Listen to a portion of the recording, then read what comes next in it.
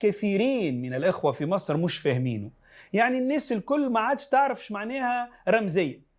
يعني الناس الكل تعيد وتؤكد وتصر أن هذه القافلة بفكرة كسر الحصار على غزة في معبر رفح رمزية. ما قال حد أنهم داخلين للمعبر، ما قال حد أنهم طالبين بفتح المعبر للمرور لغزة، هي وقفة رمزية. ما معنى رمزية؟ يعني الغاية من الصورة وليس من الفعل. لن يكون هناك فعل بالضغط لفتح المعبر.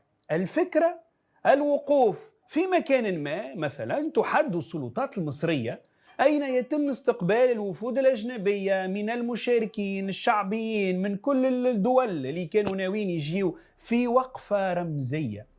ما هو الضرر من القيام بوقفة رمزية؟ الجميع يعرف حساسية سيناء، والجميع يقدر الدور المصري وحساسية الدور المصري. لكن أنا اللي ما فهمتوش في ردود الفعل حقيقة أنه الرمزية، يعني أنه نخون الناس لأنها طرحت فكرة رمزية كسر الحصار عن غزة، أنه يصير تصوير أنه الناس جاية من العالم، من المغرب العربي، من الدول الأوروبية، من الدول الأمريكية، من الدول الآسيوية، تلتقي في مصر، ثم لتلتقي في رفح في ساحة معينة تقررها السلطات المصرية وترفع شعار كسر الحصار على غزة.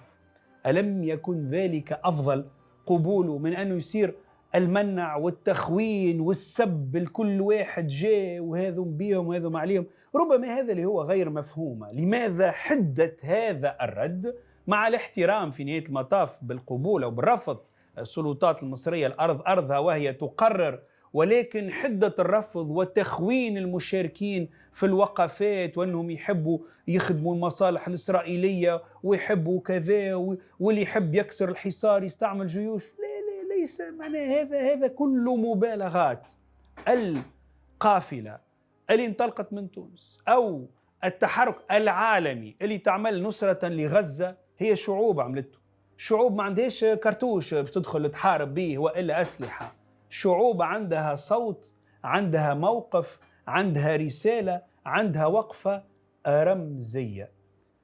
برشا المطالبة بتفهم المعنى الرمزي للوقفة